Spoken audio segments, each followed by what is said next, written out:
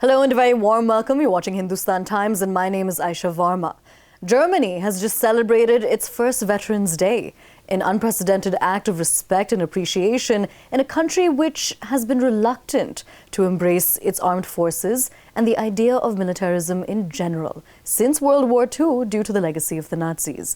Now, for more on this, we are being joined by DW's Arthur Sullivan from Berlin.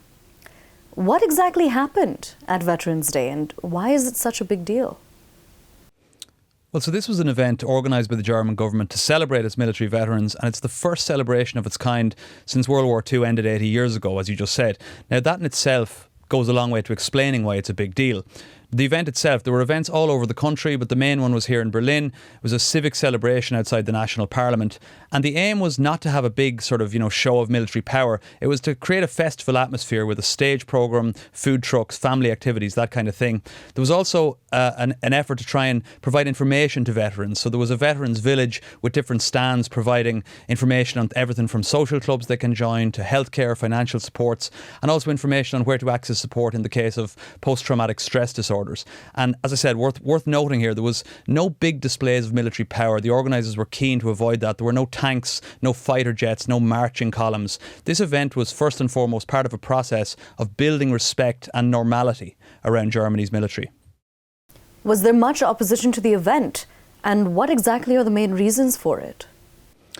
There were some small protests on the day from those who fundamentally opposed the idea. That was mostly an alliance of different left-wing groups who criticise what they see as the glorification of Germany's armed forces. The Left Party, that's a political party which won almost 10% of the vote in the last general election here. It also held a counter-event. It's strongly opposed to this kind of anything that they see as pro-military.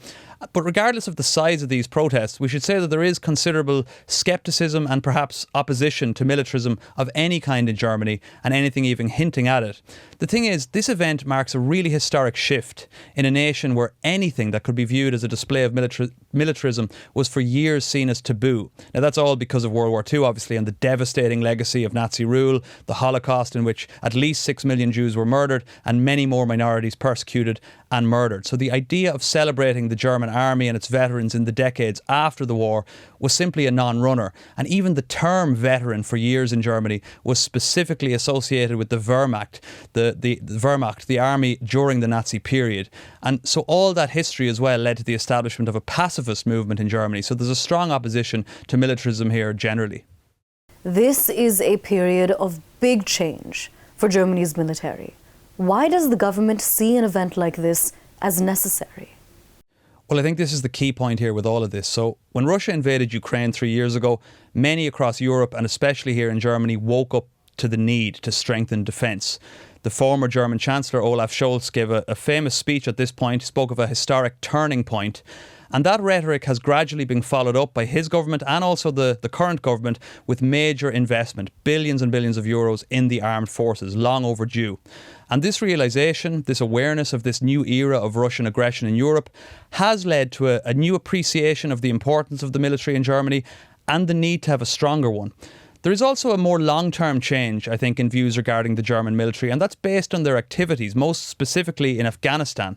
So almost 100,000 German soldiers took part in the US-led war in Afghanistan for almost 20 years. Now, their role was supposed to be peacekeeping, but the nature of that conflict meant that their role morphed into a combat operation, and 59 German soldiers died there. So it was mostly those veterans from Afghanistan who wanted greater recognition for themselves and for their fallen comrades, and that recognition has now come about as a result of these changed circumstances in Europe. And that really is the final key point here. Germany needs soldiers. Lots of them. It needs at least 60,000 according to the country's defence minister.